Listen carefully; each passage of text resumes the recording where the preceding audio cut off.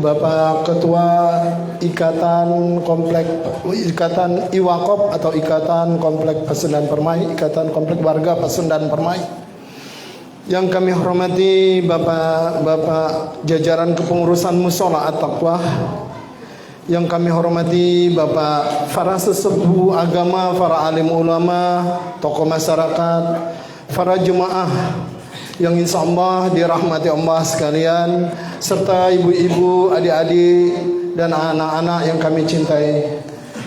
Pertama-tama marilah kita ucapkan puja dan puji syukur kehadiran Allah Subhanahu wa taala, yang mana di hari yang insya Allah penuh keberkahan ini Allah masih sempatkan kita untuk dapat berkumpul di Mushola At-Taqwa dalam rangka memperingati Maulid Nabi besar Muhammad sallallahu alaihi wasallam,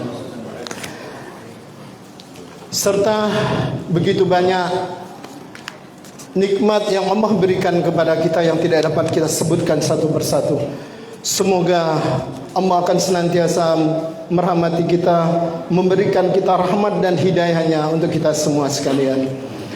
Salawat dan salam marilah kita sampaikan dan kepada junjungan kita, suri tauladan kita, Nabi Agung, Nabi besar Muhammad sallallahu alaihi wasallam beserta keluarga, sahabat, dan para pengikutnya yang tetap istiqomah di jalannya hingga akhir zaman.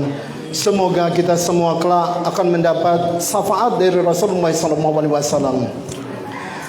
Adapun susunan dari peringatan Maulid Nabi besar Muhammad sallallahu alaihi wasallam ini: satu, pembukaan;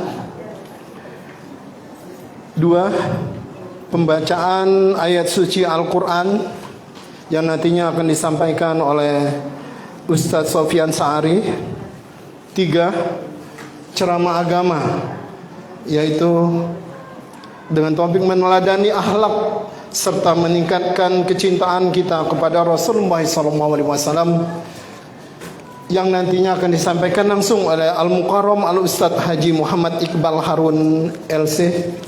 Semoga hal ini akan menjadikan kita semakin cinta kepada Rasulullah SAW. Dan yang terakhir yaitu keempat, yaitu doa yang nantinya akan langsung disampaikan juga oleh Al-Ustadz, dan penutup. Itulah kiranya rangkaian dari acara kita dalam rangka memperingati Maulid Nabi besar Muhammad sallallahu alaihi wasallam. Dan untuk mengambil keberkahan dari acara ini, marilah sama-sama kita buka acara ini dengan sama-sama membacakan umul kitab Al-Fatihah ila hadratin Nabi Mustafa Muhammadur Rasulullah sallallahu alaihi wasallam wa ala alihi wa auladihi wa zuriyatihi kiramil Fatihah. Auzubillahi minasyaitonir rajim. Bismillahirrahmanirrahim. Maliki yaumiddin. Iyyaka na'budu wa iyyaka nasta'in. Ihdinas siratal mustaqim. Shiratal ladzina an'amta 'alaihim ghairil maghdubi 'alaihim. Bapak Ibu hadirin sekalian, jamaah peringatan Maulid Nabi besar Muhammad SAW yang insyaallah dirahmati Allah. Kami di sini mewakili pengurus Mushola At-Taqwa mengucapkan terima kasih atas kehadiran dari bapak-bapak, ibu-ibu sekalian yang telah hadir turut meramaikan syiar daripada agama Islam, yaitu peringatan Maulid Nabi besar Muhammad SAW.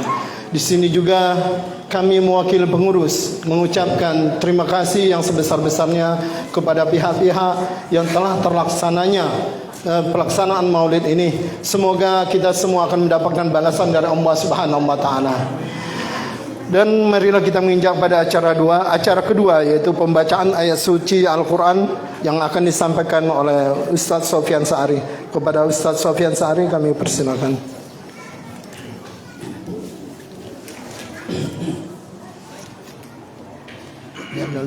Assalamualaikum warahmatullahi wabarakatuh.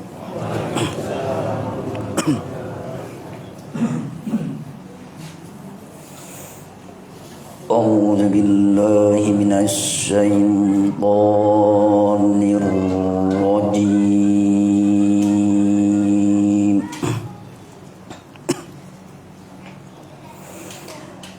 Bismillahirrahmanirrahim.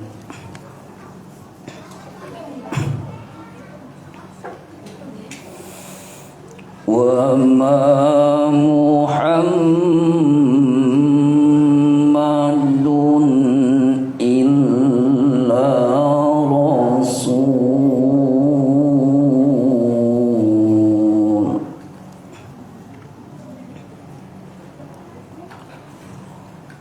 qad khalat min qablihi rusul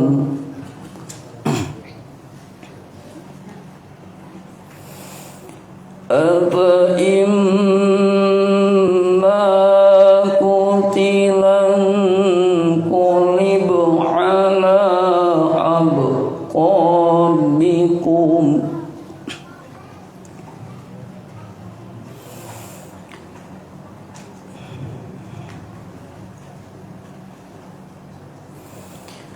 apa imma ta'aw qutilan qalabtum ala aqabikum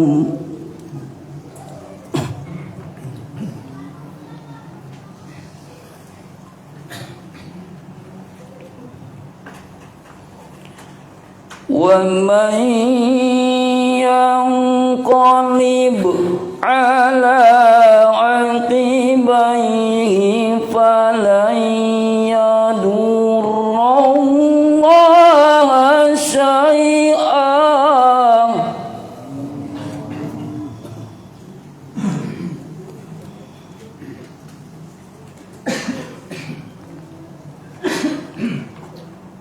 wa sayajzillahu syakirin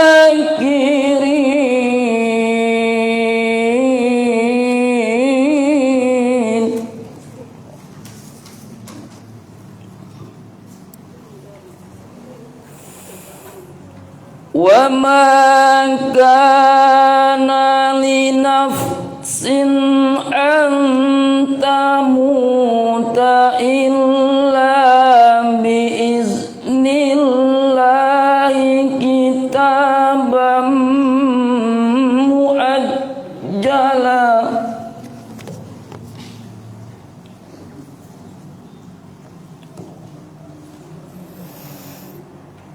wa man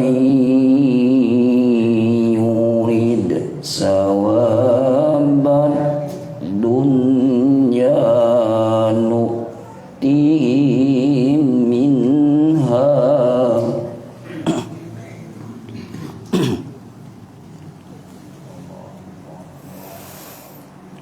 wa man yurid sawabal akhirati nu'tihi minha wa sanajzi syakirin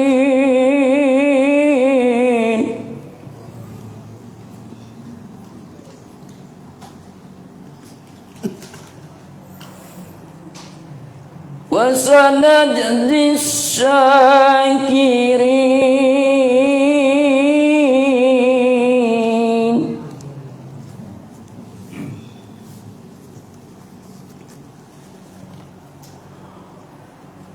wa ka'ayyin min nabiyyin qatala ma'ahu ribbiyuna katsir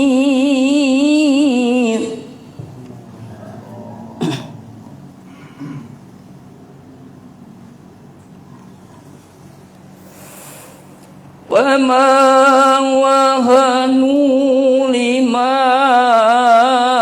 asabahum fi sabilillah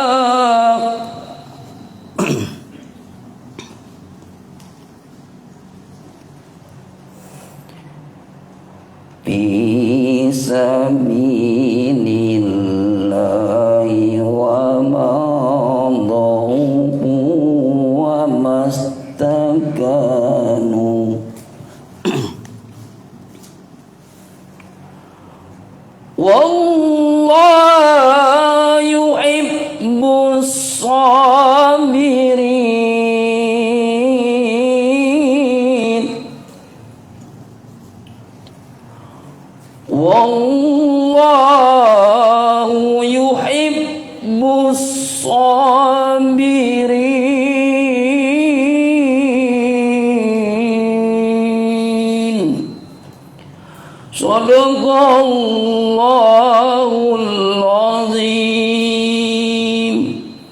Wassalamualaikum warahmatullahi wabarakatuh.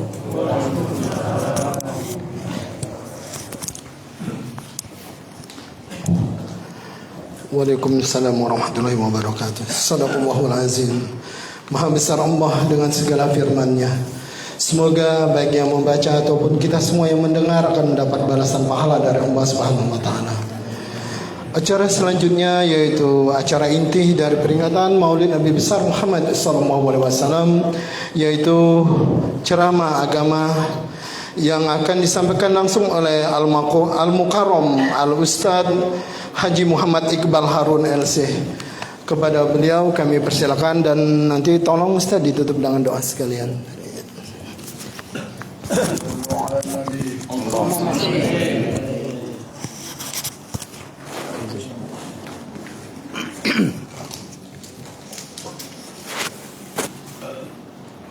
Terima kasih Pak MC.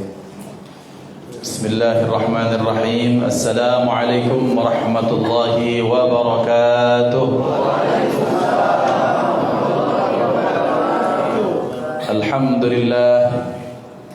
Alhamdulillah wa kafa. Assalatu wassalamu ala sayyidina Muhammadin al-Mustafa wa ala alihi wa ashabihi min ahli as-sidqi wal wafa.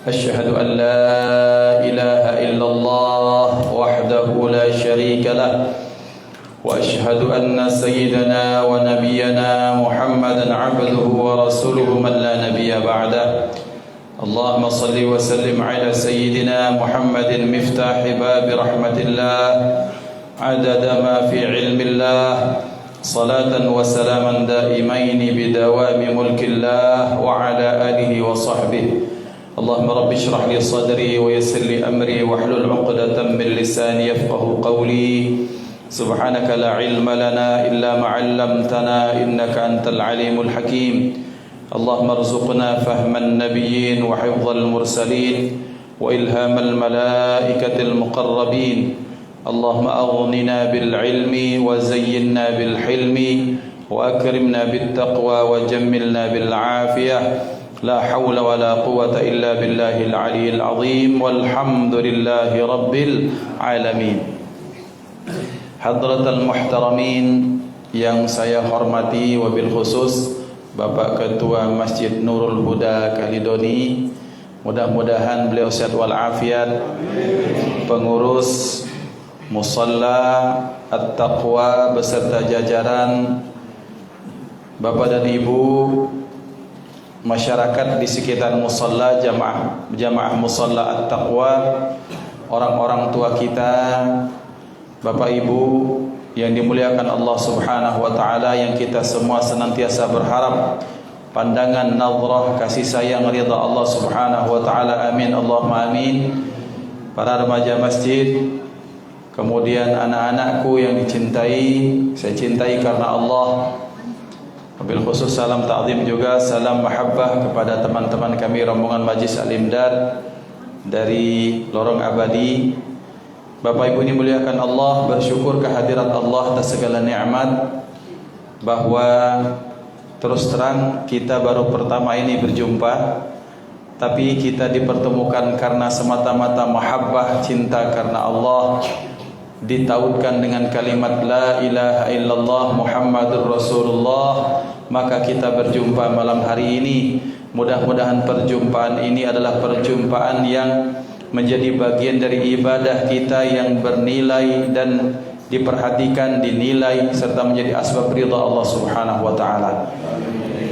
Bersalawat kita ke hadratul Rasul Sayyiduna wa Maulana Muhammad sallallahu alaihi wa alihi wa sahbihi wasallam, manusia yang malam hari ini dan beberapa malam, beberapa hari dalam satu bulan ini kita peringati, yang ketika kita lihat bagaimana sosok beliau, sosok yang terbaik dari segala aspek, maka beliau yang terbaik dari segala sisi, beliau yang terbaik. Maka kita berharap dengan acara-acara seperti ini kita semakin mengenal siapa sosok beliau, lahir dan batin, luar dan dalam, sehingga apapun yang kita lakukan kita berupaya mencontoh pribadi beliau. Kalaupun belum bisa, jangan salahkan nabinya, kita yang salah. Nabi tak salah karena Nabi merupakan utusan pilihan Allah Subhanahu wa taala. Kalaupun ada yang salah dari Islam, bukan salah Islamnya tapi orang-orang Islamnya. Maka mudah-mudahan kita berharap bahwa dengan acara seperti ini pembuktian cinta kita menjadi bukti dari bukti cinta kita kepada baginda Nabi Muhammad sallallahu alaihi wasallam.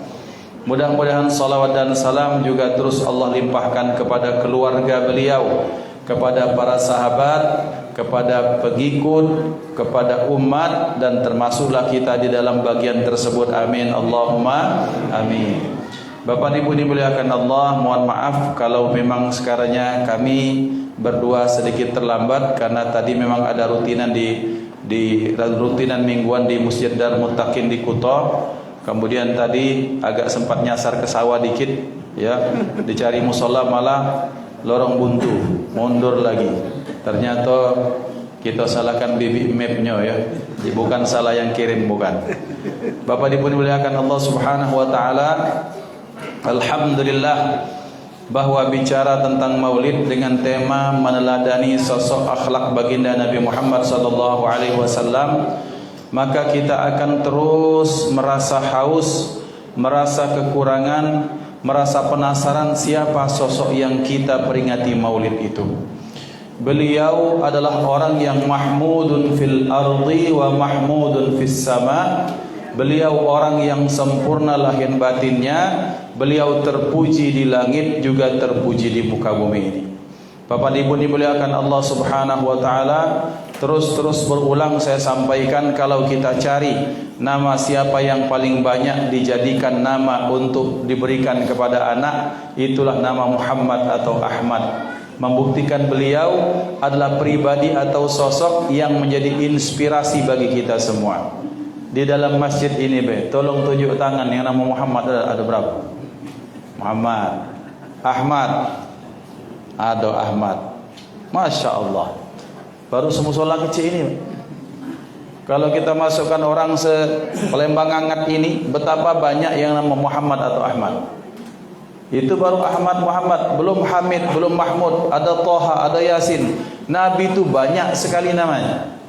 Dan semua orang ketika memberikan nama Ahmad, Muhammad, Toha, Yasin, kemudian itu satu saja bukti bahwa cinta kepada baginda Nabi Muhammad sallallahu alaihi wasallam. Ustaz, namaku Abdurrahman, berarti aku dak cinta? Tidak, bukan mah itu. Rasulullah bersabda, ketika kalian punya anak maka berikanlah nama Abdullah atau Abdurrahman. Perintah Rasulullah, berarti bukti cinta kepada Rasulullah sallallahu alaihi wasallam. Dengan apa? Dengan cara menaati ucapan beliau. Itu berarti yang hadir semua ini adalah para pecinta Nabi Muhammad sallallahu alaihi wasallam. Tadi ustaz kita, qari kita sudah membaca Al-Quran, kalam Allah, kalam yang diturunkan kepada Nabi Muhammad. Kita dapat berkah Al-Quran karena asbabnya siapa? Asbab Nabi Muhammad sallallahu alaihi wasallam. Maka dalam banyak pembukaan ketika ta'lim atau ceramah, saya senang sekali membaca salawat Allahumma salli wa sallim ala sayyidina Muhammadin miftahi babi rahmatillah. Ya Allah, limpahkanlah salawat dan sampaikan salam kepada penghulu kami Nabi Muhammad, miftahi babi rahmatillah. Beliau merupakan pintu rahmat, dari kunci dari pintu rahmat Allah Subhanahu wa taala. Allah menurunkan rahmat, Al-Quran, Islam, hidayah, taufik, kesehatan, kebaikan, silaturahim, bentuk keluhuran budi, akhlak. Itu kuncinya satu, yaitu baginda Nabi Muhammad sallallahu alaihi wasallam. Maka yang hadir ini adalah para pecinta Rasulullah. Yang hadir ini adalah orang-orang yang punya bukti. Buktinya tidak cukup dengan kami cinta kepada anda ya Rasulullah. Tak cukup bukti itu. Beberapa hari yang lalu pengurus Mushola At-Taqwa berembak, bahasa kita, bermusyawarah. Kita meeting, kita kumpul. Kumpul itu bukan untuk medet rumah uang, tidak. Mana linggis, mana apa, kita bongkar rumah uang, kita maling, bukan. Musyawarah rapat mana kita nak maulid, betul tidak? Itu sudah ada pikiran bahwa oh kita terkenang di Nabi. Itu sudah anggap apa? Tanda cinta kepada Rasulullah.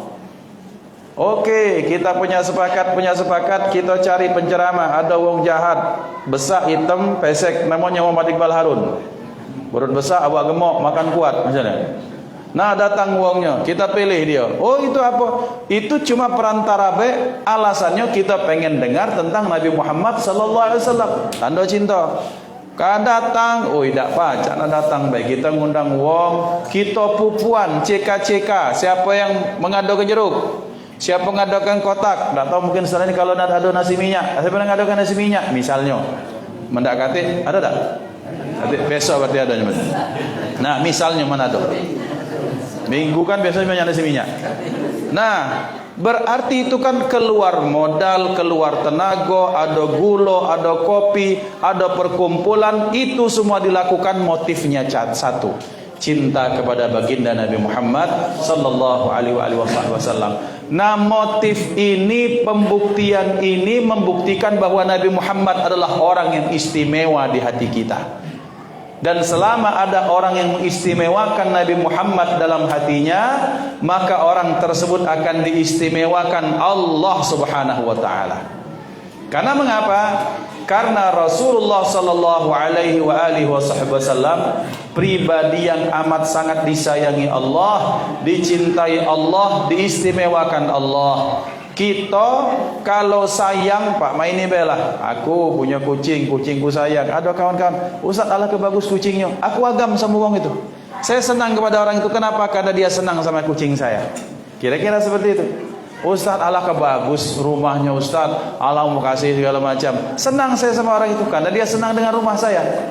Bayangkan Allah pemilik alam semesta, Allah cinta kepada Rasulullah, maka Allah senang kepada orang yang senang pada Rasulullah sallallahu alaihi wasallam. Maka Bapak dan Ibu, berarti jikalau kita punya cinta, punya hati, punya tindakan nyata, kemudian kita lakukan dalam tindak seperti ini, yakin tak kate yang sia-sia. Ngapa? Datang dari rumah sudah jaga wudu, apalagi rumah sudah dari maghrib, kemudian duduk di maghrib zikir sampai ke isya, dilanjutkan salat isya berjamaah, tidak keluar, tetap i'tikaf di masjid, nunggu ustaznya terlambat datang sedikit, tak apa-apa, berzikir, bergesah sama kawan, bersilaturahim, pahala enggak loh? Dan itu semua dilakukan dalam rangka apa? Menunggu kita tentang detik-detik ceramah tentang baginda Nabi Muhammad sallallahu alaihi wasallam. Itu dianggap bagian dari mencinta Rasulullah. Maka bapak-bapak, perkumpulan seperti ini, perkumpulan yang Allah sangat senang. Ngapo minimal sekarang hari ini, sekarang ini, jam ini, detik ini, kalau kita ngumpul di tempat seperti ini, minimal kita tidak maksiat, alhamdulillah. Tapi pun kalau tempat acara mah ini masih nak maksiat ngesahkan, wong bingung aku. Ya Bu Ibu, yang lagi bergesah ini ngesahkan apa ibu-ibu? Lagi bahas Nabi kan? Atau bahas apa emas tetangga yang baru beli? Fokus dulu ke sini Bu. Kakek kalau lama kan baru bergesah lagi ya. Iya, jauh datang dari abadi Ustaz ini. Sayang kalau kamu bergesah ya. Nah ibu-ibu ini muliakan Allah, bapak-bapak ini muliakan Allah Subhanahu wa taala. Maka berkumpulnya kita di sini dalam rangka kita ingin mengenal Rasulullah. Karena kita ingin mengenal Rasulullah, yuk kita pasang niat baik-baik. Ya Allah, kami datang untuk mengenal Rasulmu, untuk mengenang Rasulmu. Yang barang siapa mengenal, mengenang, mencontoh, kemudian mengidolakan Rasulmu, kami yakin pasti kami akan mendapatkan keberkahannya. Karena mengapa? Karena Allah menyatakan dalam Al-Quran, laqad kana lakum fi rasulillahi uswatun hasanah. Orang yang pengen mendapatkan kemenangan akhirat, pengen berjumpa Allah dalam kondisi mereka mendapatkan keselamatan, kejayaan, maka orang tersebut syaratnya satu, harus mengidolakan baginda Nabi Muhammad sallallahu alaihi wasallam. Nak dibagi pemakanan tu. Kakek selesai acara ya. Ya. Karena kalau sambil bagi biasanya tidak fokus. Bukan kamu tidak fokus, aku ini lapar sebenarnya. Kalau kamu bagi, kamu makan pun tamu kamu kira-kira. Nah itu. Jadi kita sama-sama makan ya. Bapak Ibu dimuliakan Allah. Jadi tadi Pak MC yang Masya Allah ini kupikir Tantowi Yahya, ternyata bukan ya. Apa? Oh, dulurnya. Jadi beliau menyatakan tema malam hari ini meneladani akhlak atau sosok baginda Nabi Muhammad sallallahu alaihi wasallam. Bapak dan Ibu, kita akan buka cerita tentang Rasulullah sebagai brainstorming bagi kita, sebagai penyemangat kita satu saat ini. Betapa akhlak Rasulullah luar biasa. Satu saat ada orang fakir. Orang ini fakir, miskin, hidup, ya orang fakir itu kan dalam bahasa orang Melayunya, datang tak menggenapi, keluarnya hilangnya tak dihitung. Artinya orang-orang tak dipandang lah. Nah, beliau ini satu saat datang membawa mangkok. Di bawah mangkok itu ada anggur. Di bawah anggur itu diberikan pada Rasulullah. Ya Rasulullah, akulah begawi pagi siang malam ngumpul ke duit untuk memberikan anda anggur. Wahai Rasulullah, Masya Allah, beliau senang. Mana anggurnya? Beliau itu deragap. Beliau itu tidak pernah berjumpa dengan orang tua wajah cemberut, itu nggak pernah. Rasulullah nggak punya masalah. Manusia yang paling banyak masalah itu ya Rasulullah. Bagaimana tak masalah hidup Rasulullah? Hidup di Madinah ada kafir, ada Yahudi, ada munafik, ada masalah ini, orang fakir, ada ini tuh. Setiap hari ada yang curhat, ada yang minta duit, ada yang nak berutang, ada yang ekspansi, ada. Semua itu ditampung oleh satu kepala Rasulullah. Orang paling sibuk di dunia bukan orang yang ada di Wall Street Journey itu, bukan. Bukan di Wall Street itu yang di falas valutas, bukan. Bukan orang di kota-kota besar seperti Jakarta, bukan. Orang yang paling sibuk di dunia ini Rasulullah, mikirin umat, bagaimana umat ini selamat daripada azab Allah Subhanahu wa taala. Orang yang paling pusing di dunia ini Rasulullah, bagaimana setiap keluarga menjadi sakinah, semua anak-anak taat pada orang tuanya, yang tua sayang kepada anak. Itu Rasulullah. Tapi di semua masalah yang beliau hadapi, Rasulullah berjumpa dengan siapapun tuh sumringah. Ketika orang jumpa, maka beliau akan ngomong dengan beliau itu langsung dengan dia tatapi mukanya, diomongkan dengan betul-betul, diajak bicara face to face seperti itu. Nah, ini orang datang, ya Rasulullah, orang fakir, pengen kasih hadiah. Mana hadiahnya? Itu misalnya sepiring ini hidup terlalu besar, mangkok kecil, anggur. Wah, Masya Allah, kata beliau. Beliau makan. Bismillahirrahmanirrahim, makan. Beliau makan tuh sambil senyum. Dilihat orang itu. Nyingok Rasulullah senyum makan anggur itu, orang tuh mana? Idola diberikan hadiah, dimakan di depan matanya dengan wajah sumringah, Masya Allah. Senang hatinya. Rasulullah makan. Nyingok sahabat, senyum Rasulullah. Hai, kata sahabat, tak magi kawan. Kemudian nyingok ke kiri makan. Nyingok situ. Nah, Rasulullah tak bagi juga. Biasanya Rasulullah kalau ada apapun pasti ngasih sahabat. Ayo kita makan. Ini tidak. Beliau makan terus. Sampai habis itu satu mangkok. Ini menangis kegirangan, dia balik. Makasih ya Rasulullah, Masya Allah luar biasa. Terima kasih kata Rasulullah, hadiahnya. Selesai. Balik. Rasulullah bertanya, kalian tahu mengapa saya tidak bagi kepada kalian? Tidak ya Rasulullah, Allah dan Rasulnya lebih tahu. Maaf kata beliau, anggurnya masam, yang kalau saya berikan kepada kamu pasti kamu tatat, oi nganjuk hadiah mah ini juga. Kecewa. Sementara beliau sudah ngumpulin uang berhari-hari, tiba-tiba kemudian melihat kalian bahkan dengan ucapan itu akan bagaimana perasaannya.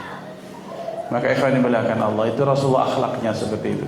Jadi kalau kita belum baca, ya berarti bukan umat Islam tidak baca nyontoh Rasulullah, bukan Islam ajarnya untuk mengecewakan, bukan, tapi kita belum baca, kita belum mampu. Nah, ini pembelajaran bagi saya terutama. Pembelajaran bagi kita semua. Betapa mengapa kita harus bermaulid. Banyak pelajaran dalam kehidupan, cerita kehidupan Rasulullah yang bisa kita contoh sedikit demi sedikit. Kita berproses mencontoh. Kapan kita lakukan? Terutama bapak-bapak yang tinggal makan ini, yang kari makan baik gitu. Tinggal makan tapi protesnya pagi siang malam. Ini kurang masin. Ini tempe kegosongan. Ngaku ayam ni masih matonya terjelor nyengok aku. Ngapa sisiknya masuk? Segala macam. Wah, tinggal makan. Coba kita tukar nasib, kata ibu. Aku keluar, bapak masak. Jangankan iwak terjelor, mungkin ayam sikok dimasukkan, tak dipotong-potong masaknya. Nah, berarti ikhwan dimuliakan Allah, maka tujuan kita bermaulid benar seperti yang kita bahas pada malam hari ini, supaya kita mencontoh sosok akhlaknya Rasulullah itu seperti apa. Maka kita mulai dengan cerita seperti itu sebagai penyemangat. Oh, ternyata memang orang luar biasa. Kalau kita Pak dalam posisi tersebut diinjukkan makan itu, ini ngenjuk nak muno apa kau ni? Kira-kira mah itu. Orang lah ngumpul duit lama-lama, duit dak katik, itulah yang pacak dia beli. Akhlak Rasulullah menghargai beliau. Nah, Bapak dan Ibu, berarti malam ini kita akan berbicara tentang akhlak Rasulullah sallallahu alaihi wasallam. Kita akan mulai dengan Allah Subhanahu wa taala berfirman, a'udzubillahi minasyaitonir rajim, wa innaka la'ala khuluqin 'azim. Wahai Muhammad, sesungguhnya engkau Muhammad betul-betul melampaui akhlak yang sangat agung. Ikhwan dimuliakan Allah, Rasulullah sallallahu alaihi wasallam yang Allah utuskan beliau kepada kita membawa Islam. Islam itu kalau bangunan ada pondasinya, ada tiang tengahnya, ada penutupnya. Maka bagian-bagian itu harus sempurna satu sama lain. Tiang pondasinya kuat, tiang tengah penutupnya kanan kiri kuat, kemudian gentengnya, asengnya, penutupnya harus kuat. Sehingga bangunan Islam itu dalam tubuh kita menjadi bangunan yang utuh. Tak bisa dikatakan umat Islam yang baik, dia tak korupsi, dia tak apa, tapi dia tak sholat. Sholat itu pondasi. Kemudian tak bisa disebut juga sebagai orang dia sholat tapi kemudian dia maksiat. Tidak bisa seperti itu. Maka bangunan kesempurnaan ini adalah Islam yang utuh. Salah satu bagian yang terpentingnya adalah akhlak. Dan Nabi Muhammad sallallahu alaihi wasallam diutus Allah Subhanahu wa taala liutammima makarimal akhlak, untuk menyempurnakan akhlak-akhlak yang baik. Bapak dan Ibu yang dimuliakan Allah, apa akhlak Rasulullah? Kita akan bahas. Bismillahirrahmanirrahim. Dalam hadis musalsal awwaliyah bil mahabbah, hadis yang biasanya kalau para santri penuntut ilmu biasanya belajar hadis, biasanya guru-guru itu akan mengajarkan hadis yang pertama apa? Ada satu hadis yang diajarkan, hadis awwaliyah bil mahabbah apa? Ar-rahimuna yarhamuhumur rahman, irhamu man fil ardi yarhamkum man fis sama. Orang-orang pengasih atau orang-orang yang punya sifat kasih sayang, yarhamuhumur rahman, niscaya mereka disayangi Allah yang Maha Rahman. Cintai, kasihi, sayangi siapapun yang ada di muka bumi, niscaya Allah yang ada di langit. Dalam bahasanya maksudnya Allah yang Maha Tinggi itu akan mencintai, menyayangi kalian. Bapak-bapak, lihat bahwa kalau kita lihat bentuk hadis ini, Rasulullah menyatakan kasihi siapapun. Rasulullah tidak sebut agama, Rasul tidak sebut suku, Rasul tidak sebut daerah, Rasul tidak sebut bangsa, tapi Rasul menggunakan bahasa yang umum, cintai, sayangi siapapun. Nah, ini berat. Ngapa? Kenapa? Karena kita terkadang kalau cinta itu biasanya karena kepentingan.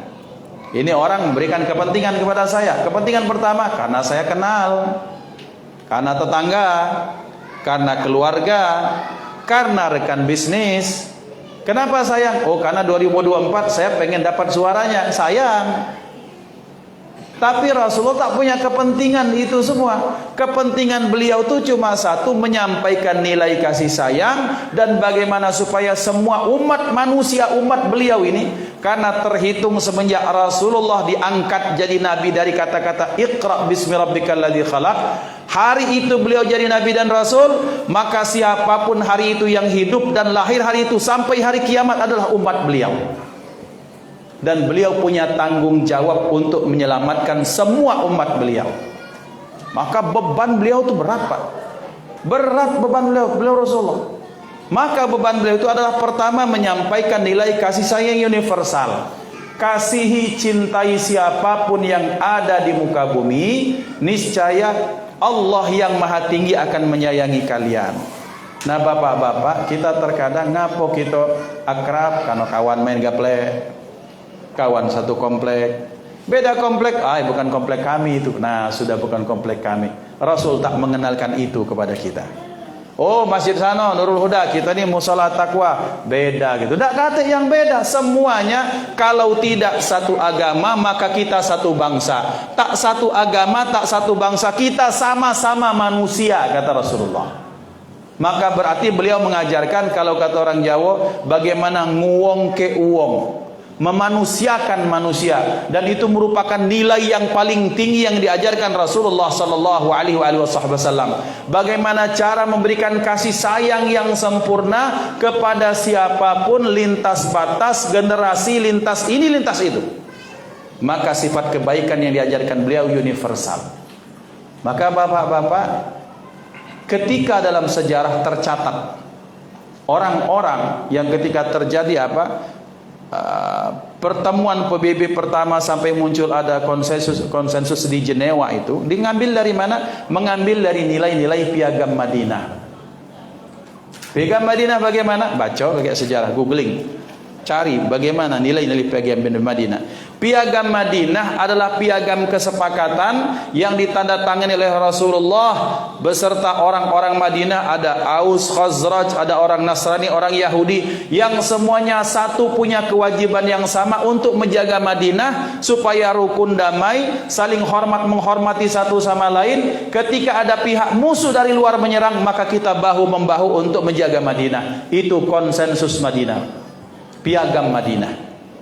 Artinya kebaikan itu universal. Maka Rasulullah SAW, beliau itu setiap hari bertemu dengan orang Yahudi, bertemu dengan Nasrani, bertemu dengan orang munafik, bertemu dengan Aus, dengan Khazraj, biasa Rasulullah. Dan beliau menebarkan kasih sayang kepada semua. Hatta nih orang kalau melihat, bahkan orang yang paling banyak menikam Rasulullah dalam sejarah adalah orang Yahudi. Menikam maksudnya berkhianat pada beliau. Terjadi perang Khandaq, Yahudi dan munafik yang bikin mereka merusak kesepakatan. Kita sudah capek-capek jaga Madinah, dari dalam orang Yahudi itu mereka menyerang dari dalam. Lihat dalam sejarah. Nah, sekarang bagaimana akhlak Rasulullah? Pada satu hari ketika beliau sedang duduk, lewat usungan jenazah orang Yahudi. Lewat usungan jenazah Yahudi itu ketahuan kan dari bajunya kan, pakai topi, rambutnya dikuncir panjang, itu kelihatan beda. Kalau orang Nasrani beda pakaiannya begini, orang Islam pakaiannya begini, itu kan ketahuan dari pakaiannya. Sama kalau kayak kita misalnya, kalau kita ke Jawa pakai batik, pakai ini, kan ketahuan. Lewat usungan Yahudi itu, beliau bangun sambil nangis. Nangis Rasulullah. Beliau tegak, melihat Rasulullah tegak, sahabatnya juga tegak. Masa Rasulullah tegak, sahabat tak tegak? Tegak semua. Akhirnya setelah duduk, ya Rasulullah, kata sahabat, bukankah itu jenazah Yahudi? Apa kata beliau? Nafsun tafallatat min yadi ila jahannam. Ada satu lagi jiwa yang terlepas dari usahaku untuk menyelamatkannya, dan dia masuk neraka jahanam, sambil nangis. Bahkan kepada orang yang memusuhi beliau, beliau masih memberikan kasih sayang, Pak. Itu Rasulullah.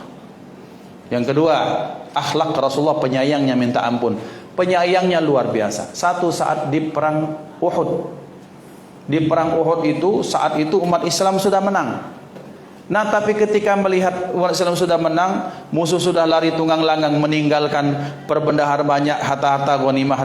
Kemudian pasukan penjaga dari gunung yang tukang panah, kemudian turun pengen merebut. Itu ada ini, ada kalung, ada segala macam. Tergiur, tidak menaati perintah Rasulullah. Di tempat apapun yang terjadi, kamu tetap di sini. Mereka turun. Kemudian pasukan Khalid bin Walid, dulu sebelum masuk Islam, Khalid bin Walid adalah orang yang punya andil dalam jasa membuat betapa banyak sahabat terbunuh saat itu. Karena dia panglima perang luar biasa. Dia mutari jabal itu dari belakang, kemudian dia serang umat Islam. Akhirnya umat Islam banyak yang kocar-kacir. Ini Khalid bin Walid sebelum Islam nih. Nah, kemudian ketika itu kemudian apa yang terjadi? Rasulullah terdesak. Dan kemudian dalam sejarah sahabat membuat tameng hidup, Pak. Nabi Muhammad itu ditutup, semua sahabat pasang badan, ada yang kena panah, ada yang kena tombak mati digantikan yang lain, ada yang kena bacok tangannya tetap ganti, terus seperti itu. Sampai ada satu batu yang kena dilemparkan kena kepada gusi beliau. Sampai patah gusi beliau, berdarah. Dalam berdarah itu Rasulullah dilap-lapkan darah itu seperti ini misalnya, ngocor darah itu beliau lapkan di jubah beliau. Oh. Itu sahabat masih membela Rasulullah, tapi ada sahabat yang melihat ini ngapa Rasul, tapi belum terpikir karena masih sibuk menyelamatkan Rasulullah.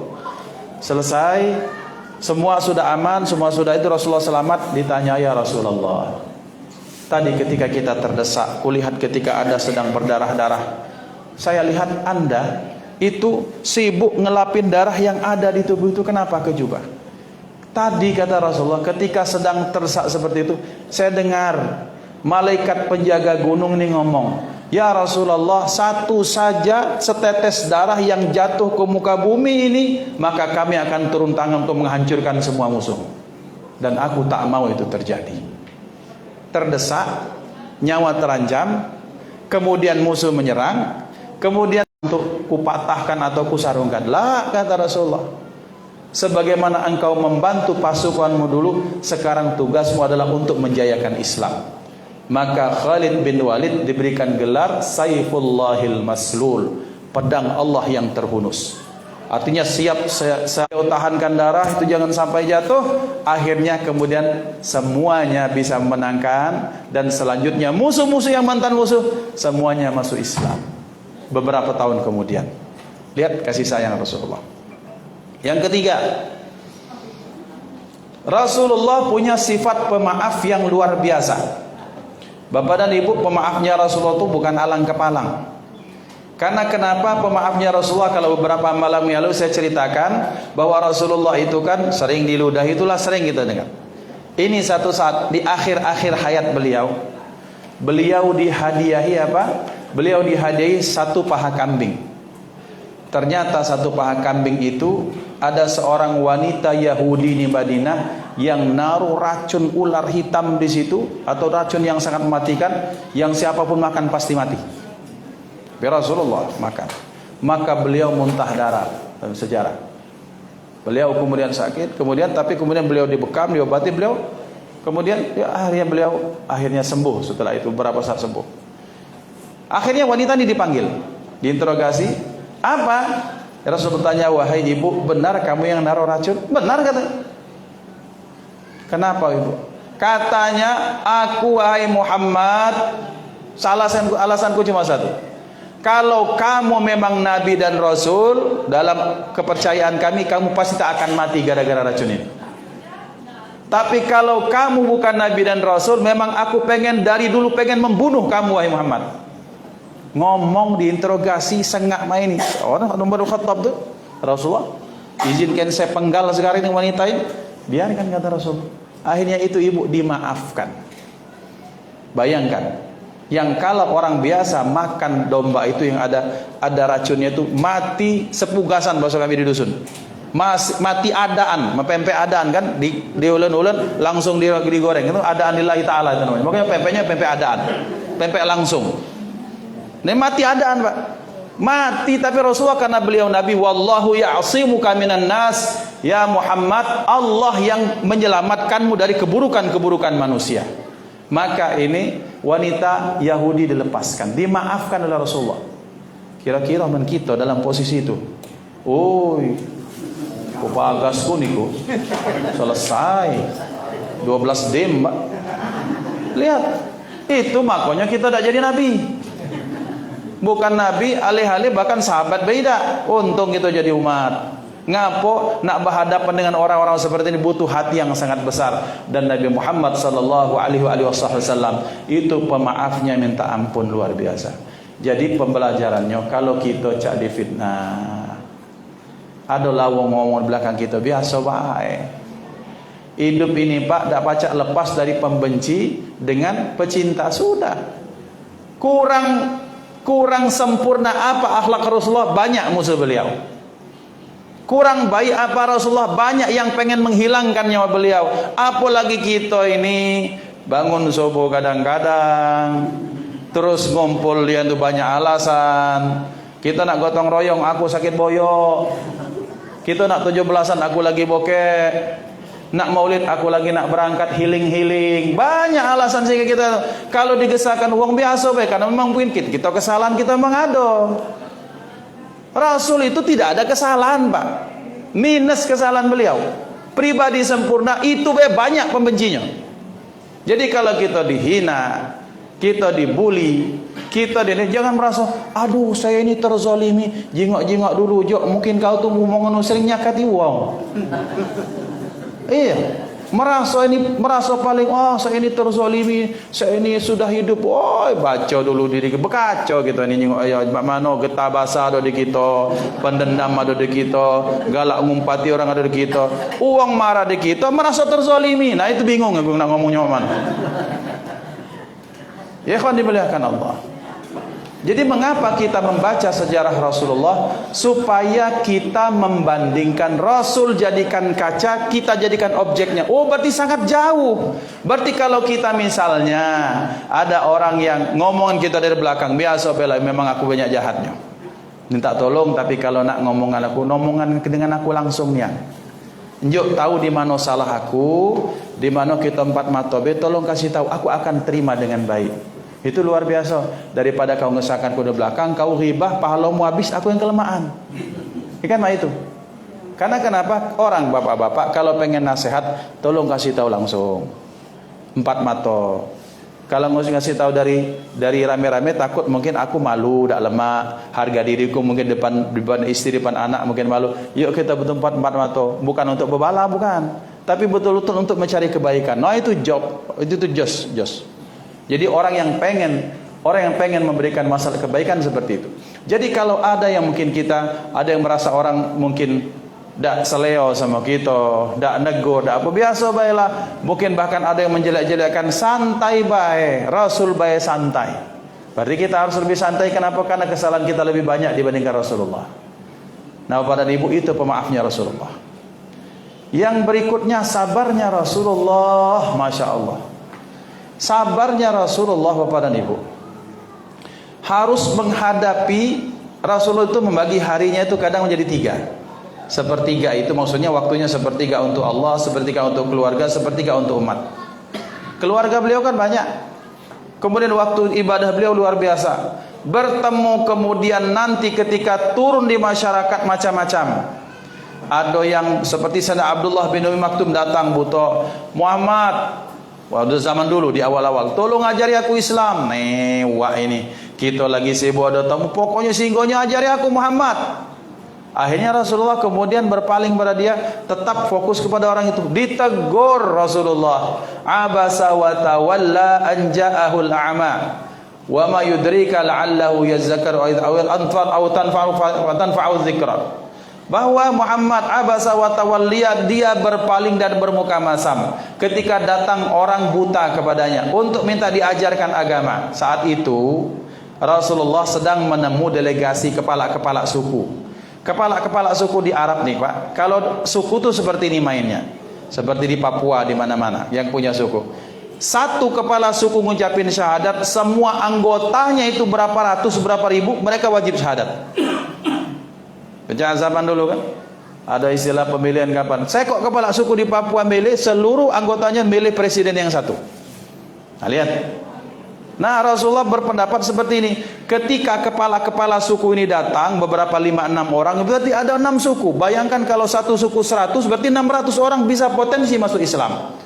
Datang wah ini Abdullah bin Maktum yang tunanetra. Mat, tolong ajari aku Mat, aku pengen ngaji mah itu kan. Wah ini gitu dan kalau kita bahasakan ketika Palembang tuh apa itu? Kata beliau, ditahan dulu. Akhirnya apa? Ternyata Allah lebih menilai Abdullah bin Ummi Maktum. Karena Allah tahu yang 6 ini dasar baik nak datang. Basa-basi baik. Rasulullah benar-benar beliau berijtihad, berharap sebagai Nabi bahwa kalau 6 kepala suku masuk Islam, 600 orang bisa diselamatkan. Tapi Allah tahu ini orang tak serius. Yang justru yang serius yang satu ini, yang buta yang dia datang. Tapi engkau Muhammad mengkerutkan keningmu sampai engkau dalam bahasa orang cemberut. Jadi orang cemberut merengut itu langsung ditegur oleh Allah Subhanahu wa taala. Rasulullah ketika cemberut ditegur oleh Allah Subhanahu wa taala. Ini beda pendapat cemberut. Tak dinjuk laki ATM cemberut. Kecil nian masalah. Kemudian beda tak dinjuk rokok cemberut. Tak dibayar utang 2 tahun pantas cemberut Pak. Iya 2 tahun tak bayar pantas. Nah maksudnya apa? Maksudnya bahwa Rasulullah sallallahu alaihi wasallam sabarnya minta ampun. Beliau sedang menghadapi tamu-tamu yang banyak datang, beliau sabar tapi beliau tak pernah membentak Abdullah bin Maktum. Lihat sabarnya minta ampun. Satu. Yang kedua, sabarnya beliau bagaimana? Datang pengkhianatan dari Yahudi, datang ini, datang itu, beliau sabar. Bertemu dengan ini tetap dihadapi, bertemu dengan itu tetap dihadapi. Itu kalau orang tak sabar Pak, kadang terbentak. Dan kita banyak melakukan ini. Ada masalah di rumah, masalah di kantor, kita bawa balik ke rumah, bini jadi sasaran. Kita lagi pening, anak jadi sasaran. Kita lagi ditegur bos, anak kena marah. Apa salah anak? Apa kesalahan anak sampai-sampai harus jadi sasaran kemarahan kita? Dia minta ajari kau ini, padahal tidak kata masalah anak. Pak, hak aku untuk diajari.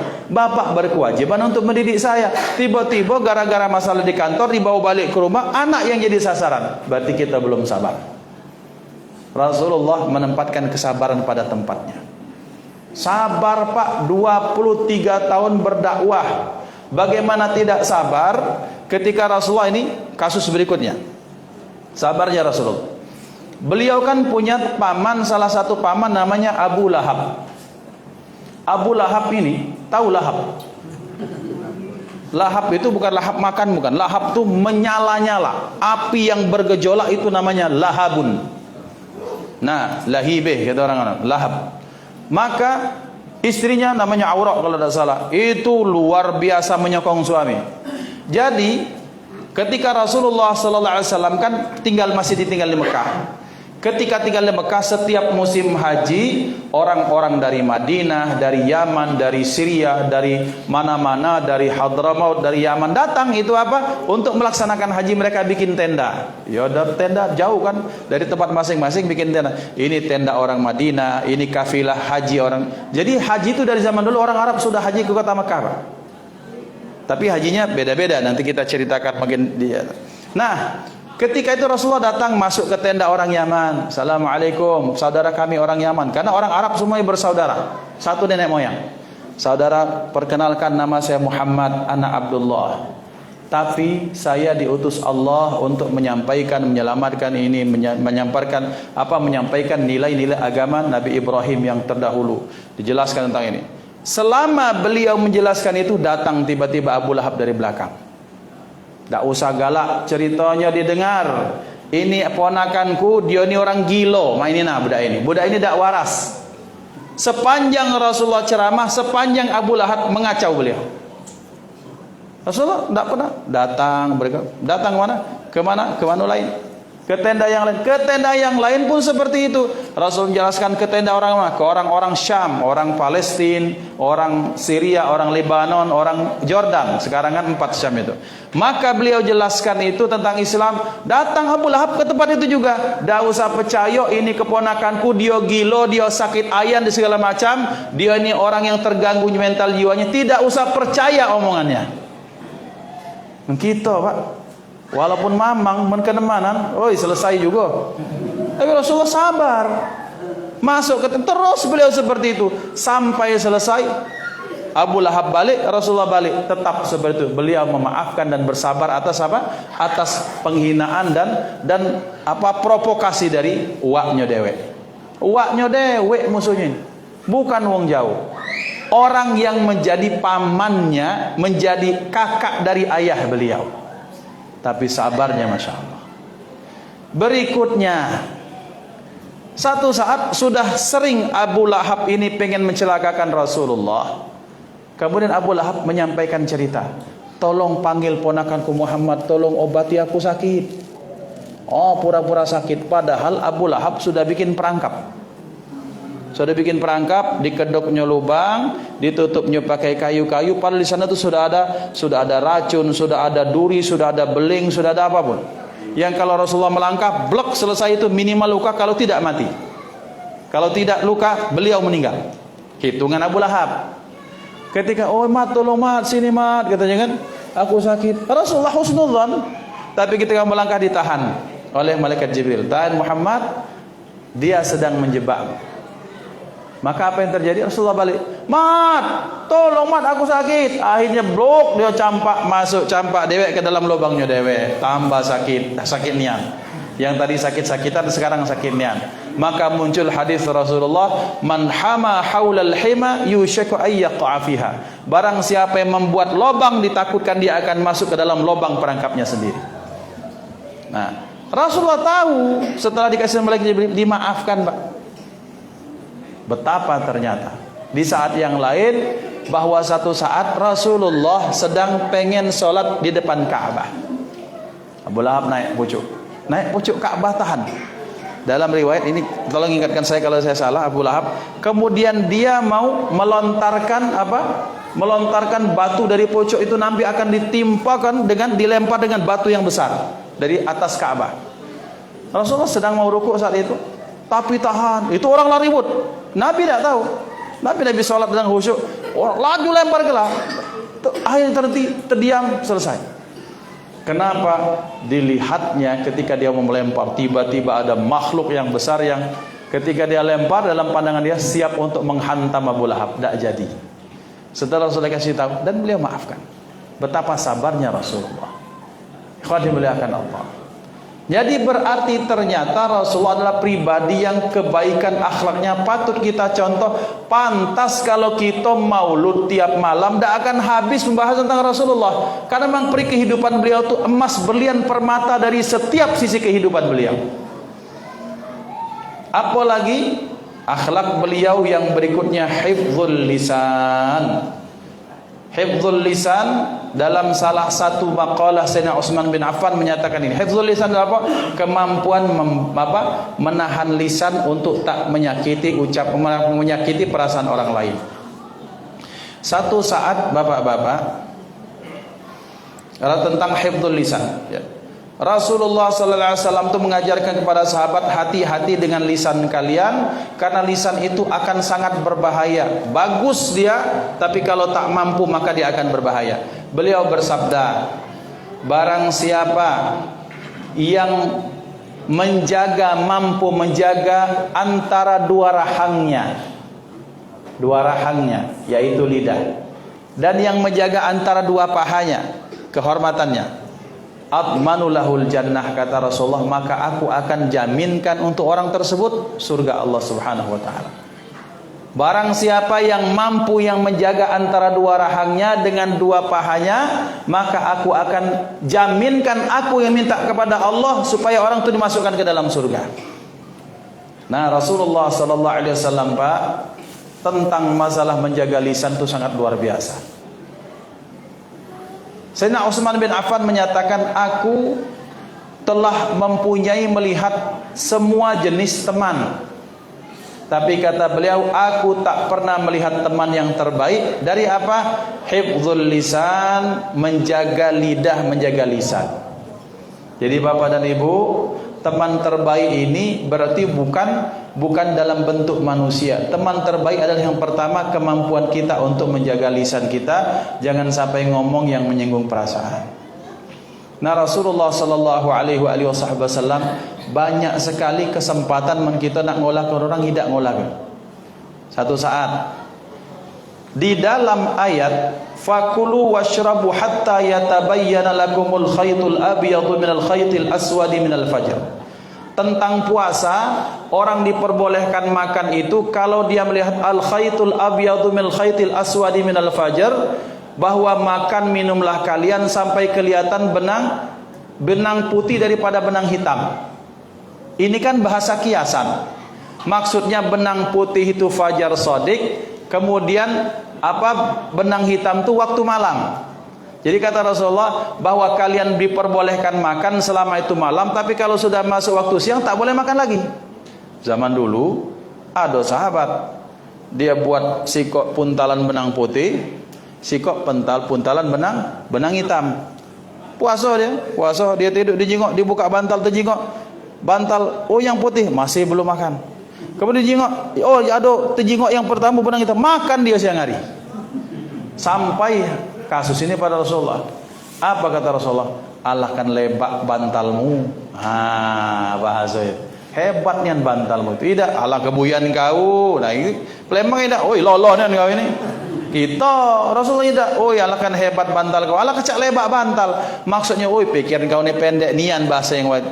Maksudnya adalah al khaitul abyadu itu siang, benang putih itu siang, kalau benang hitam itu malam. Kalau malam baru pacak boleh makan. Itu kan bahasa kiasan dalam Al-Qur'an. Lihat Rasulullah. Beliau membahasakan dengan bahasa yang indah. Dengan bahasa yang santun. Dengan bahasa yang baik. Sekalipun ternyata itu kemudian memang betul adanya. Yang kedua, satu saat ada nenek-nenek datang. Nenek-nenek si bongkok 3, siang terjaga, malam terjaga. Itu ada Cak Upin Ipin datang, ya Rasulullah, ngapo aku nih masuk surga dah? Oh nenek-nenek tidak masuk surga kata Rasulullah. Nangis kawan ini. Oh ya Rasulullah, mak mana ceritanya ini? Akhirnya tuh nenek balik. Kemudian si nenek ini kasih tahu ke ibu itu, Nek, Anda tidak masuk surga sebagai wanita yang seperti sekarang, tapi dikembalikan usia 30 tahun baru ragap kawan. Tidak nyenggung, Rasulullah berore ya. Dan buktinya beliau ketika berore pun tidak bohong. Dan akhirnya buktinya wanita tersebut memang enggak marah, akhirnya cuma sekedar sedih. Masa ya Rasulullah aku ni enggak, kamu tuh kaget balen muda kata Rasulullah. Tidak masuk dalam usia 60 tahun ini. Mak mano 60 tahun masuk surga ni bangkotan tak pacak nikmati surga. 30 tahun kata Rasulullah, belagak, cantik, hebat, gagah galau. Alhamdulillah. Rasulullah sallallahu alaihi wasallam pribadi yang memberikan contoh kepada kita betapa luar biasanya akhlak beliau. Apa akhlak berikutnya? Akhlak berikutnya beliau itu sakha. Sakha itu dermawan, baik hati. Sebagai penutup. Dah jam 9 lewat. Baik hatinya Rasulullah sallallahu alaihi wasallam itu makna bapak dan ibu. Ini kalau ada yang ngomong Nabi kamu tuh buntu, bukan buntu, tapi apapun yang diberikan Allah kepada beliau dihabiskan untuk agama Islam. Tak tanya, kalau aku dulu nikah tanggal 5 Oktober kemarin, pernikahan yang kesekian 15 tahun. Emas sesuku duit 5 juta, dikit Pak. Agak-agak memang buntu nih kan. Nah, Nabi Muhammad berapa? 20 onta. Siko onta ambil kecil 30 juta kali ke 20. Siapa yang terbayar? Sapi di sini ada yang di sini. Maharnya 20-30 sapi. Tak naruh jo. Berarti Nabi kita orang sugih. Satu. Kemudian yang kedua, Rasulullah sallallahu alaihi wasallam pernah dalam sekali majlis, sekali duduk, beliau sedekah 7.000 dirham. 7.000 dirham, 1 dirham anggaplah 70.000 rupiah. Anggaplah 100.000. Berapa berarti? 7.000 dirham 7.000 dikali 100.000. 700 sekali duduk. Bukan sedekah ini Pak 5.000 kita nih. Ini 700 juta sekali duduk. Balik beliau tak kata apa-apa lagi. Beliau pernah sedekah berapa ratus dinar sekali duduk. 1 dinar 4,5 juta. Berapa ratus dinar? Miliaran juga Pak. Jadi Nabi Masya Allah, beliau pernah kurban kita tahun ini berapa? Musola kemarin tahun kemarin 4 sapi. 4 kali 7 berapa? Masya Allah banyak ya. Nabi itu beliau kurban itu 100 onta. Dewean. Kita semua sholat 4 sapi. Berarti bokek gitu nih kalah dengan Nabi. Ngomong Nabi miskin lemak-lemak baik. Nabi orang kaya yang kalau beliau ingin Uhud semua bisa jadikan emas. Karena Allah pernah menawarkan wahai Muhammad, kalau engkau ingin maka perbendaharaan ku berikan langit dan bumi. Enggak ya Allah, biarkan itu tetap di akhirat, gantikan saja dengan syafaat untuk umatku. Karena beliau tahu harta dunia akan habis, itu baik. Syafaat akan mampu menyelamatkan umatnya di akhirat. Itu kasih sayang baginda Nabi Muhammad sallallahu alaihi wasallam. Jadi Bapak Ibu dimuliakan Allah, Rasulullah, kita ini kumpul. Saya sering sekali sampaikan kepada diri saya, kepada teman-teman. Ada yang sabar, ada yang pemberani, ada yang pede, ada yang silaturahim, ada yang ini. Kita semua dengan kebaikan masing-masing itu mengerucut menjadi satu sosok, dan yang terbaik itu adalah Nabi Muhammad sallallahu alaihi wasallam. Ada yang diantara kita nih hobinya cak-cak tidur, padahal dia jam 3 bangun, nangis itu.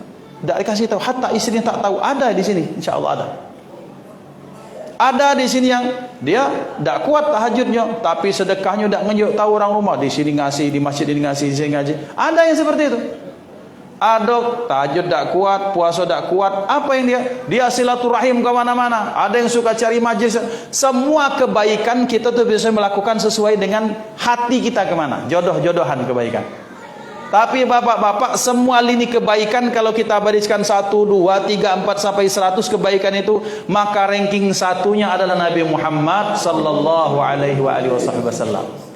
Kira-kira kalau dari puncak ke bawah, Rasulullah itu kalau itu dibagi-bagi kebaikan, maka dibagikan sedikit ke sini, sedikit ke sini, sedikit.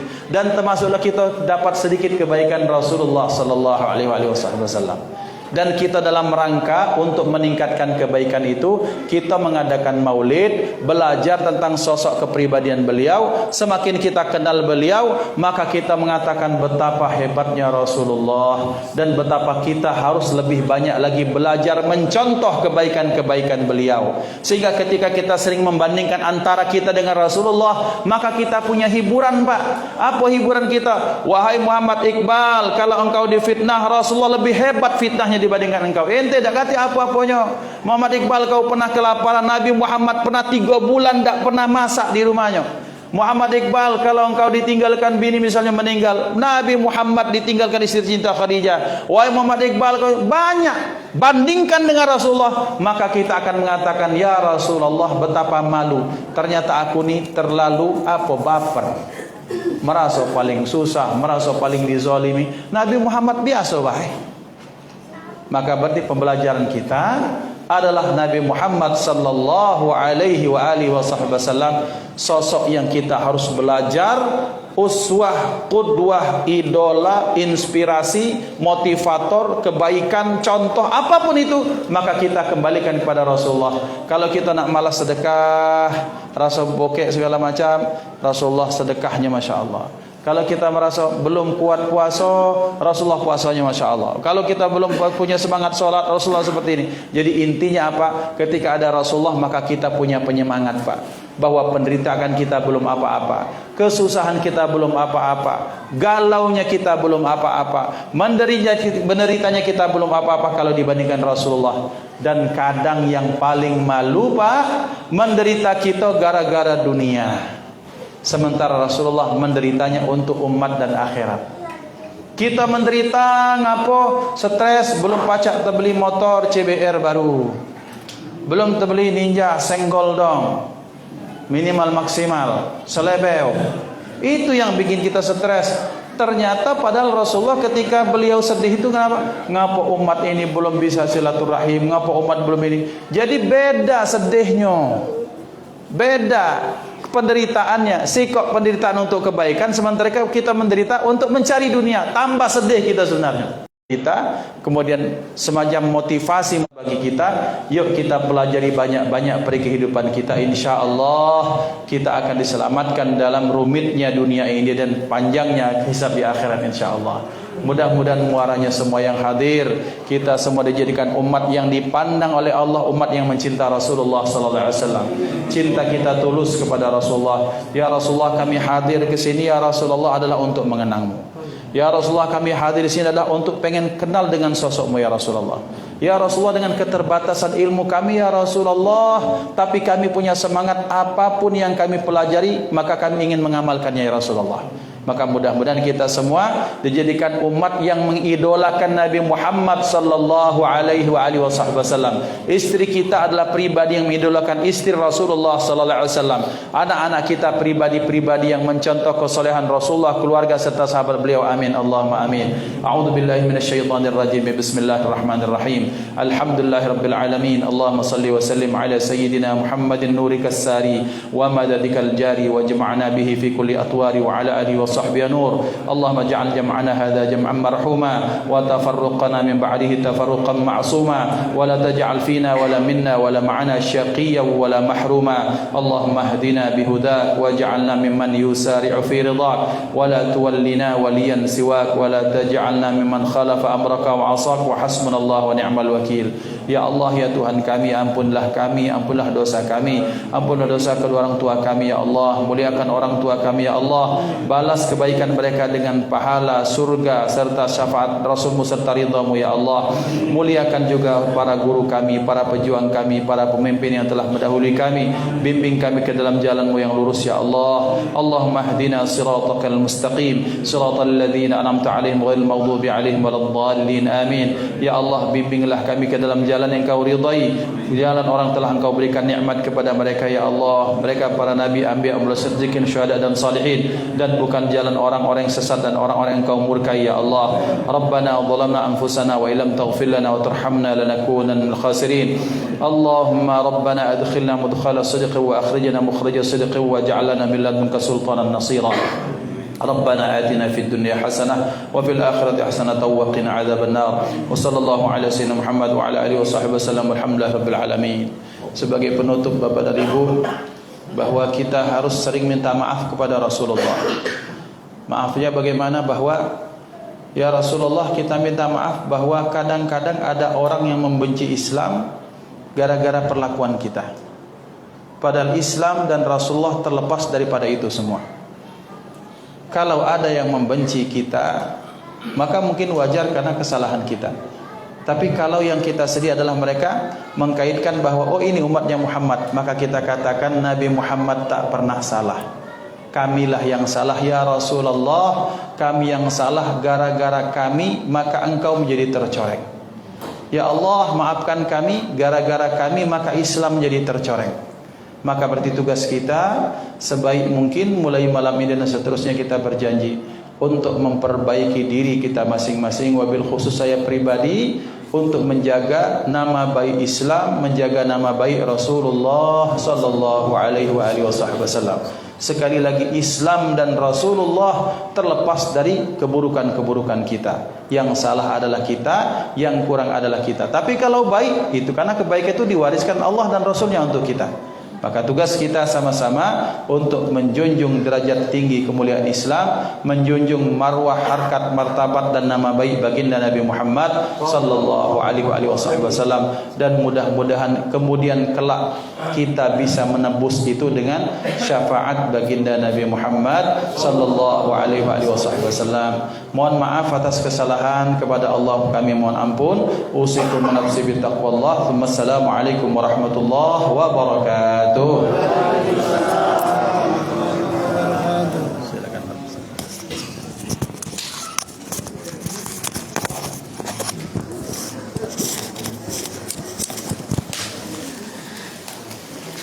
Terima kasih kepada Al-Mukarram Al-Ustadz Haji Muhammad Iqbal Harun LC yang telah menyampaikan, telah memberikan pencerahan kepada kita.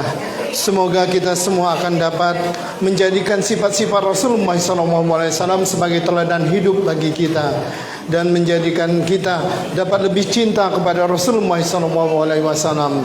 Dan semoga kita semua akan mendapat syafaat dari Rasulullah SAW kelak. Dan marilah kita tutup acara ini dengan sama-sama melapaskan lapas hamdalah. Alhamdulillahirabbil alamin.